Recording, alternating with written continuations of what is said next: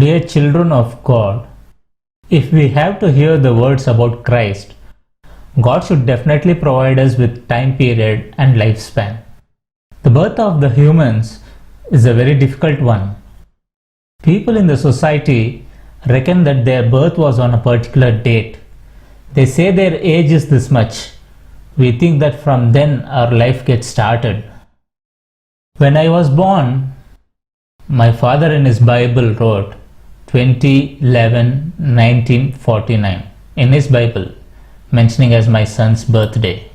From the date of my birth, currently I am about 70 years. Now I am left with one day which the world thinks, which the world is seeing and the world has to experience, that is the demise day.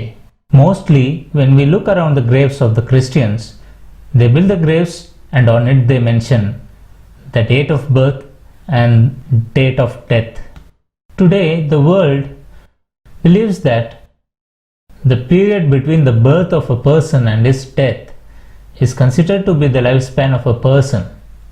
But it is not correct, because our life, it is very precious. Our lifetime, it is infinite. We know that our body has birth and death. After the great power that is within the body leaves the body, this body is of no use. It will decompose, worms eat it up and turn into soil. We all know that. That is why we take the dead body, we either bury the dead body or burn it on the logs based on the traditions. This life of 60 to 70 years comes out of the mother's womb as a great power with life. This body will disappear after death, but the person within the body will also disappear. After living, where do they go and what happens to them? We discussed yesterday. They think that birth is very easy. While speaking about death, they share meaningless opinions that they mixed with soil, they aligned in nature, they have combined with infinite gases, different types of opinions. That means they are talking only about the matters between life and death. Today, you are going to listen about your history before your birth. God is the one who actually desired for us. God spoke with Job. Job faced many sufferings physically. His children died, his wife too hated him, and his body was full of sores. He even took a pot shred to scratch himself. With that, he wanted to get relieved from itching. This is what we studied about Job from Bible. Job got deprived a lot. He was a person who truly dedicated himself for God. He is explaining his situations to God. Then when we see the way God consoled Job, human hearts should be thrilled. Book of Job, 38th chapter, 4th verse. Everybody open your Bibles. When I laid the foundation to earth, where were you? What is that question? When God questions, will he ask a false question or ask irrelevant questions? You think of it. God means a great power, a great person, the father of all, superpower. He is the one who is infinite. He is speaking with a 6 feet man on the earth. Job, when I laid the foundation to earth, where were you? He questioned. God himself says the answer. In this situation, what we would have answered is, Father, when there was no earth, how could we even exist? This seems to be a complicated question. 21st verse. Surely you know these things, says God. Does Job know that? God says yes. Many things that a man should know have gone unknown during the lifespan of a human being. That is why today we see demonic activities, robbery, cheating, dishonesty. The reason for all this is that all that should be known for you has become unknown, and all that unknown things that you shouldn't know, you are learning all this and getting spoiled. Then God is saying, Job, you know all this. You are a very old man. By then you were born. You know all this. What is God saying? God is saying that you are too old. That means Job's age is very huge. Old age means we know that the age is great, is it not? Old age means more lifespan. But Job was at a young age. Job was at a young age. God says you are very old. You know all this. You were born by then. That is the history of the man. History of the human being. Life of humans is a secret. When we look at this verse, we were all born long back. When was our birth? It was before the foundation of the earth was laid. When I laid the foundation to earth, where were you? You were born by then. Father, where was I born? Is it not when I came out of my mother's womb? No, my son. You should first come from me. You should come from me, dear one. Did we come from God? Did God bear us? Gospel of Luke, 3rd chapter. Let us read the last verse once. When genealogy from Adam is written, Luke wrote the genealogy in descending order. He started the genealogy from Jesus. At the final stage he says, Cainan was born to his father called Enos. Enos as a son was born to his father called Seth. Seth as a son was born to Adam. Adam was born as a son of God. Was Adam born? Yes, he was born. God bore him. It is men who bear. You know that. When you take your child to school, P.D. Sundar Rao, son of, they will not accept when you say mother's name. P.D. Sundar Rao, son of Lazarus. We say father's name. Fathers are the one who give birth to you. God came to Adam, Heavenly Father came to Adam. Let us see what he did. Genesis 2nd chapter 7th verse. Lord God, our Heavenly Father, formed the body that we wear on this earth and leave it. He constructed that body, a lifeless mud toy. He only constructed that toy. Let us see what he did later.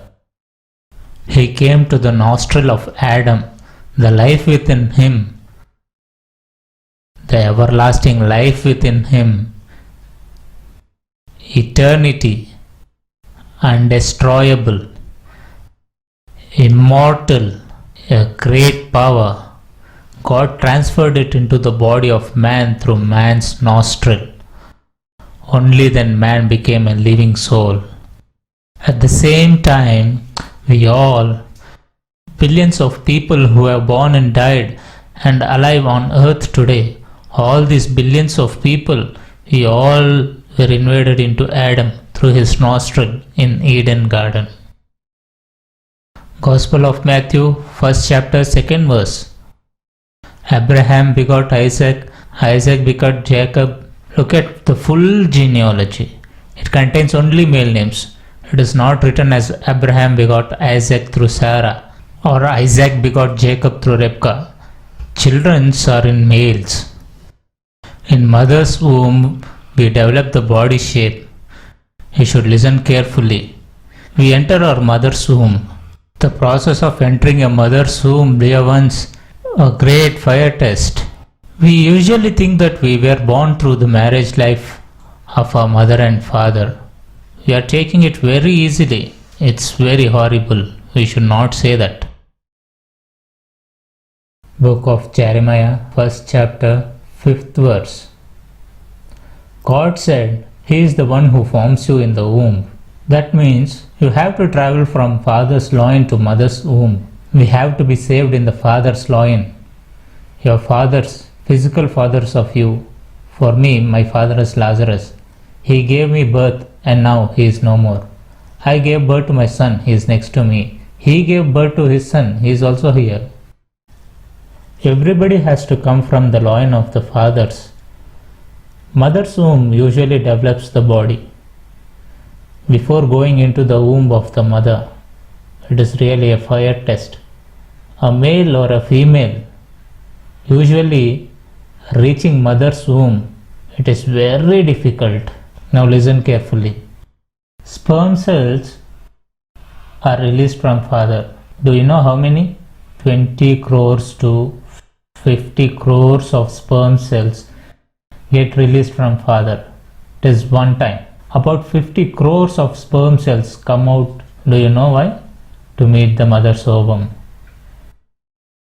It joins with the mother's ovum to develop the shape as human on earth. The 50 crores of sperm cells that come out from the father, do you know where they have to go? They have to reach the mother's womb. This is called embryology. You have to reach there. This is a big competition. Dear ones, we see 100 people running, 200 people running, or 10 people running in a competition. But where can we see crores of people running together? 50 crores of people are running. Once 50 crores of people come out from father, out of 50 crores, about 10 crores of sperm cells will die. They get destroyed there itself. Now listen, mother gives place for only one person. To capture that one place, the rest of 40 crore sperms start running. It is a very complicated situation. If you can understand this, you can understand how and why you got this body. Today, people are lacking this acquittance. Instead of thinking about the reason for their birth, they are spoiling their lives unnecessarily. Out of 50 crores, only you entering the womb of mother, think how difficult it is. You can ask about it with any gynecologist or embryologist. They will explain it to you. Children of God, as soon as 40 crore sperm cells enter the womb, the resident cells of the cervix will kill most of the sperm cells. They pull down the sperm cells. These 40 crores of sperm cells, which look like worms that we see in water with head and a small tail, you can see it in the life cycle of a frog. Head will be big and rest will shake like a tail. Look, these are the sperm cells. Very good. The surprising thing is, out of them there are many male cells and also female cells. Mother's ovary contains thousands of ovum that are immature. They will get mature. Out of the thousands of ovum, only one ovum gets mature and comes out of the ovary and will be waiting at the entrance of the ovary for the sperm cell. Your birth and my birth. I thought of it. Before forming you in the womb, I know you. Before you were born, I consecrated you. That means the mother's womb is under His control. Has God kept the womb of mother under His control? Yes, dear ones, they are under His control. Let us see the book of Isaiah 44th chapter 2nd verse. What a wonderful book the Bible is. Really, dear ones, this is not religion. Other religious brothers, do not think that we are exploiting forceful conversions. We are trying to build you in great wisdom. We wish only to change the people of society to the form of God. There is nothing else that we desire from you. We do not ask you for money. We do not ask you for land. No, dear ones. My life is almost complete. I am 70 years now. Any day I may go to my father. Before I leave, you should know all these things. Or else you will remain thinking you have born and will die. No. I have to fill you with spiritual knowledge. Book of Isaiah 44 chapter 2nd verse. I made you. He is telling about each and every person. I made you and formed you from the womb. Do you know that? I will help you. Where did He help us? Psalms 139th chapter 14th verse. Looking at the way you formed me, I am marveled. Father, I am marveled. You worked very hard for me, my Father. You formed my inward parts. You knitted me together in the mother's womb. Out of 50 crore cells that come out, 10 crores get destroyed immediately. Rest of the 40 crores enter the mother.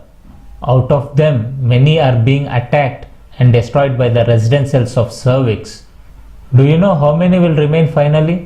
Only 400 to 500 cells will remain. Out of 40 crores, only 400 to 500 sperm cells remain. These are the resident cells. You can see the sperm cells moving and how the resident cells are destroying the sperm cells. This is a great war happening in the mother's womb. A great war happening in the mother's womb. History, the history behind your birth. Finally, only 400 to 500 will remain. Though there are thousands of eggs in the ovary, only one egg will come out and wait for the sperm cell at the entrance. It might be a male or female. Whoever comes first, only they will be entering. See, the egg is being released. It appears like a small ball. Look, it's moving. Here they are showing it in a big size. It requires only one sperm cell. Do you know the size of a sperm cell? The egg is 85,000 times bigger than a sperm cell. Sperm cell is like a small worm. Finally, in this great war, many sperm cells will die in this war. Finally, only one or two will enter the egg. Many get destroyed, damaged, and will die in the womb itself.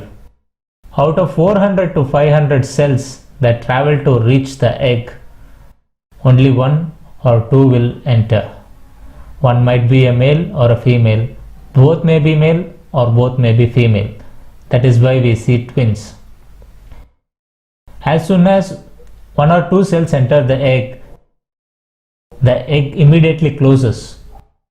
Womb gets closed.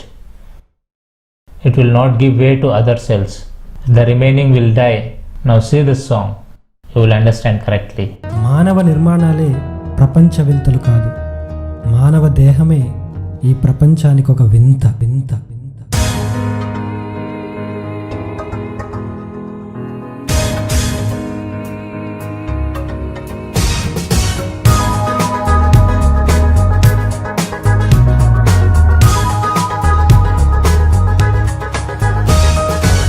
ముందేమో అండం, తరువాతవుతుందది పిండం. జన్మించాకే చూస్తావు బ్రహ్మాండం. ముందేమో అండం, తరువాతవుతుందది పిండం. జన్మించాకే చూస్తావు బ్రహ్మాండం. నవమాసాలే కష్టం అనుకుంటుంది ఈ లోకం. ఈ లోకం పుట్టక ముందే ఆ దేవునిది సంకల్పం. నవమాసాలే కష్టం అనుకుంటుంది ఈ లోకం. ఈ లోకం పుట్టక ముందే ఆ దేవునిది సంకల్పం.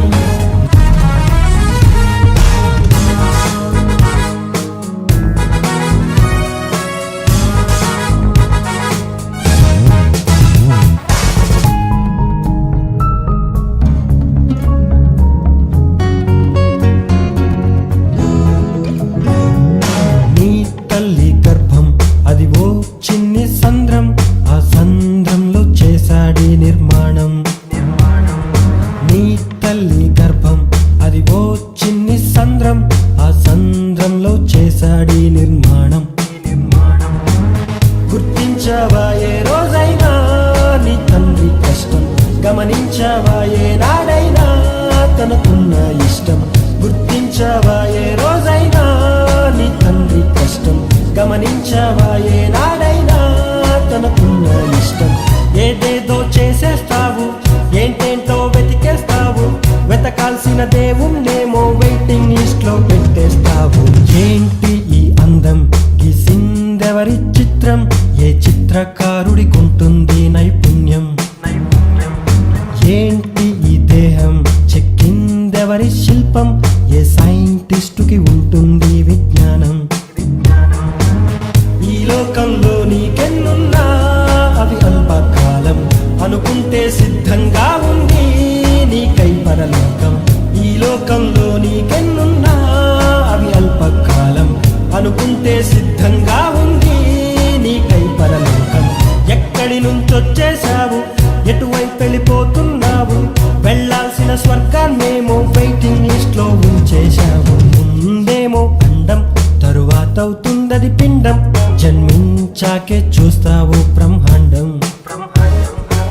Dear children of God, I hope you understood the meaning of the song. Before our birth, when we were in the mother's womb, God has to select one who has to enter the egg out of 50 crores. I'll tell you another mystery. My father, after being born to my grandfather, if he would have expired before his marriage, then there is no P.D. Sundar Rao, there is no Prasanna Babu. If my grandfather would have expired, my father would have not born. You all know your fathers very well. Because their chain was strong and did not end somewhere in between, today you are sitting here in this ground. Think about it once. If my father would have died, no more P.D. Sundar Rao, no more Prasanna Babu. Not only you in this ground, today the entire 750 crore population, they came onto the earth because their fathers did not die. If they would have died, their genealogy would have ended. Out of 50 crores of people that came out, God selected only you as male or female. Do you know what risk he had taken? Let us see what is written in Psalms once again. You formed my inward parts, my father. You are the one who formed me in my mother's womb. Even though there were 50 crores of people, you selected only me. You selected only me.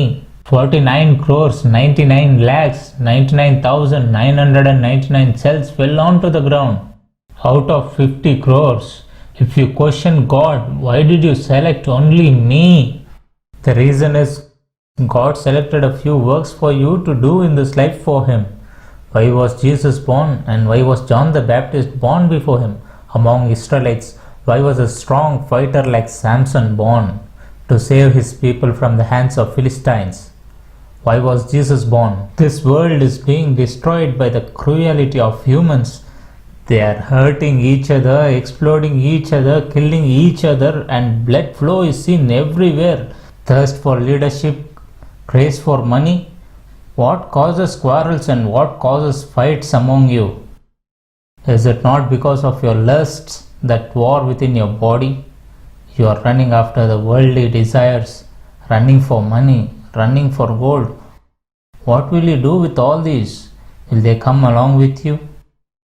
The body that is given to you by God is to use it to save the world from their sins. God gave you birth to explain about God to the world and change them, not changing religion, changing the heart. Change from world to heaven. Change from Satan to God. This is the secret of our birth. If you can understand this, you cannot sleep this night.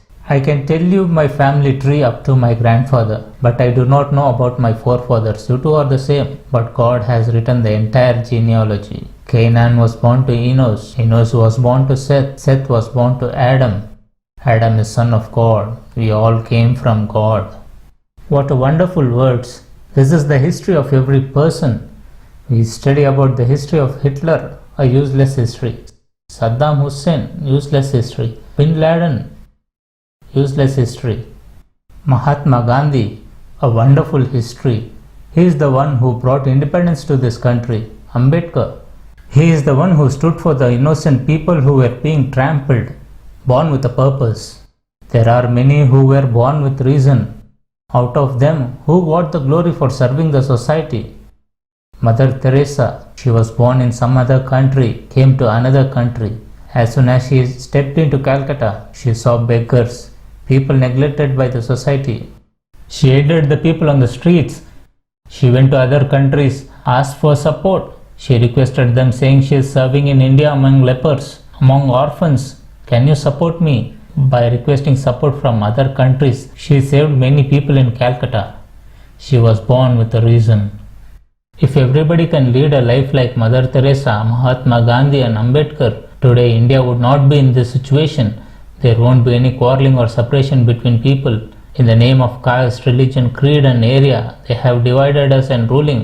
In which direction is this country running? Do not misunderstand us. We do not have enmity against anyone. Even our enemies are our loved ones. They are my brothers. Because of lack of such counseling, they are walking in a wrong direction. How can we change this society? By the teachings of Christ about love. Only love can win the hearts. Only love can change the world, not guns.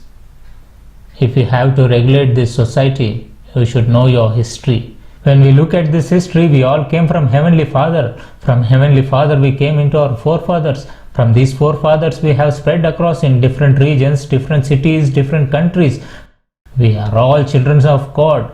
Why is this rage among us? Why is this war among us? Why is this massacre among us? We said this to America, said this to England, said this to Iran, said this to Iraq, said this to Australia.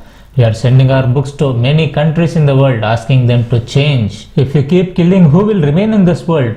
Dear children of God, now you know the reason behind your birth, why God saved you in your father's loin, and from there He sent you into the mother's womb, and He made you as a representative to this world. He is watching your entire lifespan on what activities are you doing. By dedicating your life to God, will you reach heaven after your death? Or will you go to everlasting fire after your death? Judgment is in your hands. What will you do with your body? Your life is eternal. Body of human is transient. Your soul is eternal. We all came from living God. We are all living souls. There is death to body, but soul does not have death. God's soul was sent into Adam. This soul got distributed to entire humanity, currently 750 crores of population. This soul does not have death. Will you send your everlasting soul to eternity and be happy there? Or will you sacrifice your everlasting soul to everlasting fire and suffer in the hell forever? Decide yourself. God bless you.